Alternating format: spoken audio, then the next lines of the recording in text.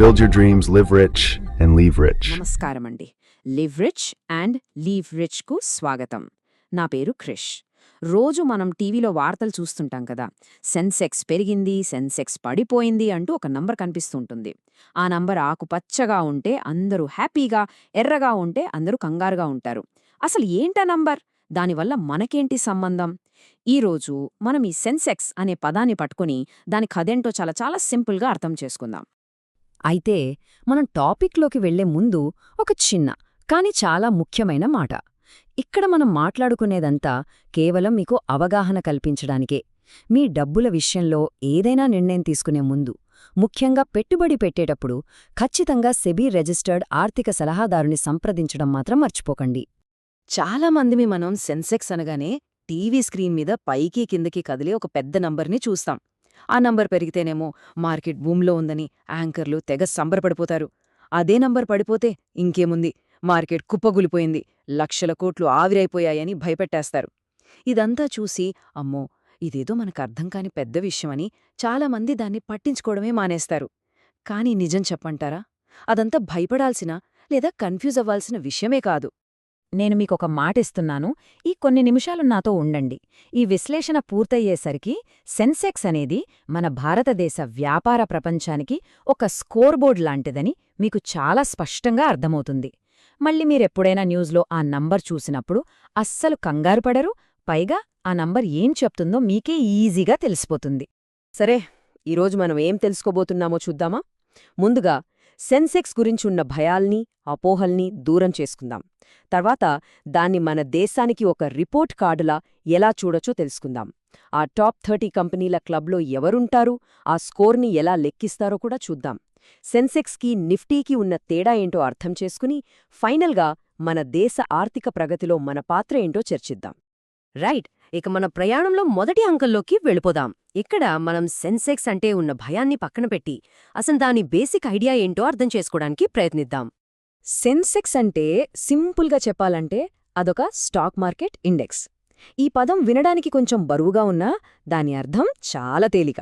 ఇప్పుడు చూడండి, మన దేశ స్టాక్ మార్కెట్లో వేల కంపెనీలుంటాయి. అవన్నీ ఎలా పనిచేస్తున్నాయో ఒక్కొక్కటిగా చూడటం మన వల్ల కాదు గదా. అందుకే వాటన్నిటికీ ప్రతినిధులుగా కొన్ని పెద్ద ముఖ్యమైన కంపెనీలను ఎంచుకొని వాటి పనితీరును బట్టి మొత్తం మార్కెట్ ఎలా ఉంది, మన ఆర్థిక వ్యవస్థ ఎలా నడుస్తోంది అని అంచనా వేస్తారన్నమాట. వాతావరణం ఎలా ఉందో చెప్పడానికి బారోమీటర్ ఎలాగో, మన ఎకానమీ ఎలా ఉందో చెప్పడానికి ఈ ఇండెక్స్ కూడా అలాంటిదే.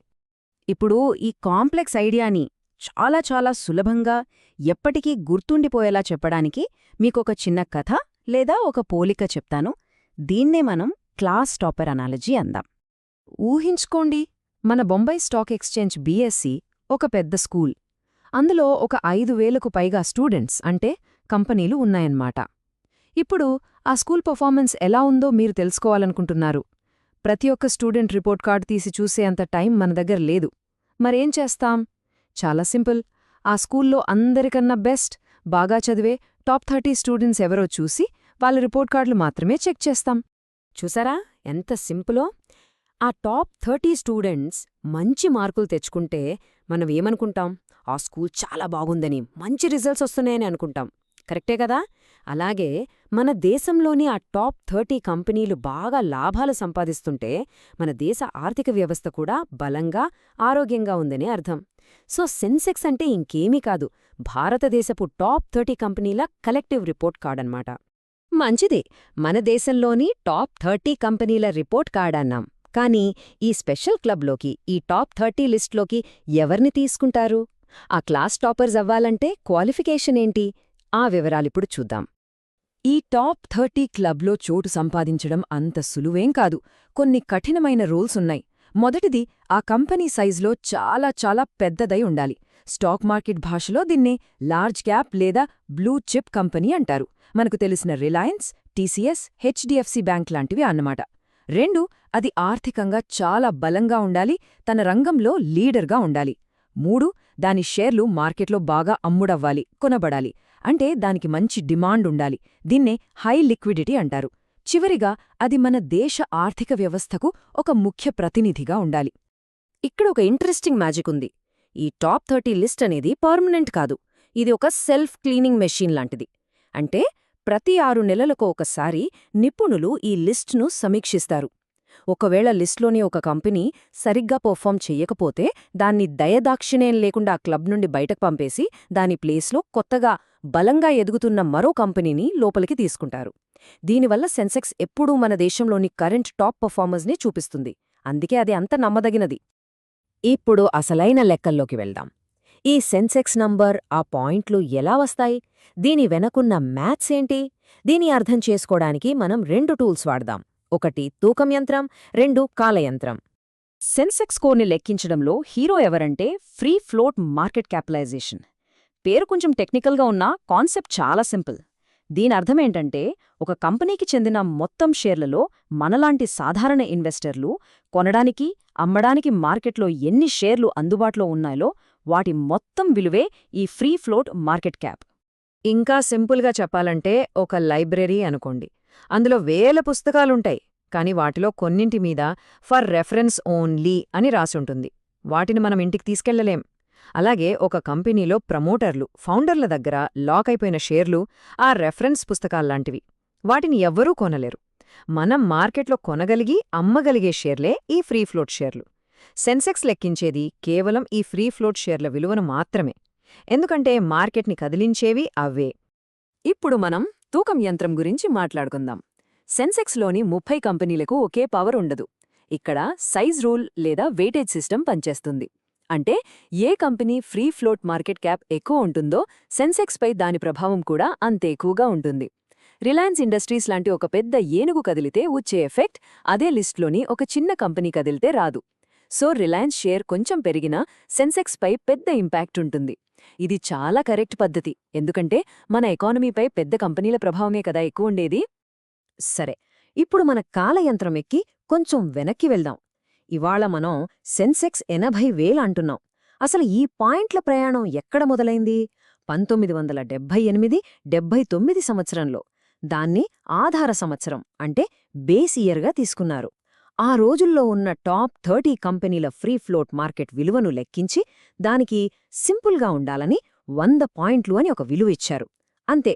ఆ రోజు మొదలైన 100 పాయింట్ల ప్రయాణం ఈ 40 ఏళ్లలో మన దేశంతో పాటే పెరిగి పెద్దదై ఎన్నో సవాళ్లను ఎదుర్కొని ఇవాళ 80,000 పాయింట్లను దాటింది. ఈ నంబర్ల జర్నీనే మన దేశ ఆర్థిక ప్రగతికి అసలైన సాక్ష్యం. కొత్తగా మార్కెట్ గురించి తెలుసుకునేవాళ్లకి వచ్చే ఫస్ట్ డౌట్ ఏంటా? సెన్సెక్స్, నిఫ్టీ రెండూ ఒకేలా కదులుతుంటాయి, రెండింటి గురించి వార్తల్లో చెప్తారు, మరి రెండింటికి తేడా ఏంటి? ఈ కన్ఫ్యూజన్ని ఇప్పుడు క్లియర్ చేసేద్దాం. సెన్సెక్స్, నిఫ్టీ ఈ రెండింటినీ మనం అన్నదమ్ముల్లా అనుకోవచ్చు. రెండూ చేసే పని ఒకటే, మన దేశ ఆర్థిక వ్యవస్థ ఎలా ఉందో చెప్పడం. కానీ కొన్ని చిన్న తేడాలున్నాయి. సెన్సెక్స్ అనేది చాలా పాతదైన బొంబాయి స్టాక్ ఎక్స్చేంజ్ BSE వారి ఇండెక్స్. ఇందులో టాప్ 30 కంపెనీలుంటాయి. నిఫ్టీ 50 అనేది కొంచెం కొత్తదైన నేషనల్ స్టాక్ ఎక్స్చేంజ్ NSE వారి ఇండెక్స్. పేరులోనే ఉన్నట్టు ఇందులో టాప్ 50 కంపెనీలు ఉంటాయి. సింపుల్గా చెప్పాలంటే ఒకే రూంలో పెట్టిన 2 వేర్వేరు కంపెనీల థర్మామీటర్ల లాంటివి. రెండూ చూపే టెంపరేచర్ దాదాపు ఒకేలా ఉంటుంది కదా. అలాగే సెన్సెక్స్, నిఫ్టీ కూడా మన ఎకానమీ అనే రూమ్ టెంపరేచర్ని కొలుస్తాయి. రెండూ దాదాపు ఒకే దారిలో నడుస్తాయి. అద్భుతం! మన ప్రయాణం చివరి దశకు వచ్చేసింది. ఈ సెక్షన్లో మనం ఇప్పటిదాకా నేర్చుకున్న ముఖ్యమైన పదాల్ని ఒక్కసారి రివైజ్ చేసుకుని ఈ నాలెడ్జ్తో మనం ముందుకి ఎలా వెళ్లాలో చూద్దాం. ఈరోజు మనం కొన్ని కొత్త టెక్నికల్ పదాలు నేర్చుకున్నాం కదా, వాటిని ఒక్క వాక్యంలో గుర్తు చేసుకుందాం. ఆధార సంవత్సరం అంటే 1978-79లో సెన్సెక్స్ ప్రయాణం 100 పాయింట్ల దగ్గర మొదలైన point. Free float market cap అంటే మనలాంటి వాళ్లు కొనడానికి, అమ్మడానికి అందుబాటులో ఉన్న షేర్ల మొత్తం విలువ. బాంబే స్టాక్ ఎక్స్చేంజ్ లేదా BSE అంటే సెన్సెక్స్ కంపెనీలు ట్రేడ్ అయ్యే మన దేశపు అతి పురాతన స్టాక్ మార్కెట్. ఇక రీబ్యాలెన్సింగ్ అంటే టాప్ 30 లిస్ట్ను ఎప్పటికప్పుడు అప్డేట్ చేసే ప్రాసెస్. ఒక్క క్షణం ఆలోచించండి. 1979లో 100 పాయింట్లతో మొదలైన సెన్సెక్స్ ప్రయాణం ఈరోజు ఎవరు ఊహించని శిఖరాలకు చేరింది. ఇది కేవలం ఒక నంబర్ కాదు, ఇది గత 40 ఏళ్లలో మన భారతదేశం సాధించిన అభివృద్ధి కథ. ఇప్పుడు ప్రశ్న ఏంటంటే, ఈ కథ ఇక్కడితో ఆగిపోదు. రాబోయే 40 ఏళ్లలో కూడా మనం ఈ కథను కేవలం ప్రేక్షకుల్లా పక్కన కూర్చుని చూస్తూ ఉందామా, లేక ఈ వృద్ధి కథలో మనమూ భాగమై పెట్టుబడి పెట్టి మన సంపదను కూడా పెంచుకోటానికి సిద్ధమవుదామా? ఈ సమాచారం మీకు నచ్చిందని, ఉపయోగపడిందని నమ్ముతున్నాను. ఇలాంటి ఆర్థిక విషయాలపై మరింత లోతైన అవగాహన కోసం మా ఛానల్కు తప్పకుండా సబ్స్క్రైబ్ చేయండి. ఈ విశ్లేషణ మీకు నచ్చితే లైక్ చేయండి. మీ అభిప్రాయాలను కామెంట్స్లో చెప్పండి. ఇంకా మీ ఫ్రెండ్స్తో, ఫ్యామిలీతో షేర్ చేసుకోండి. గుర్తుంచుకోండి, live rich and leave rich by Krish. ధన్యవాదాలు.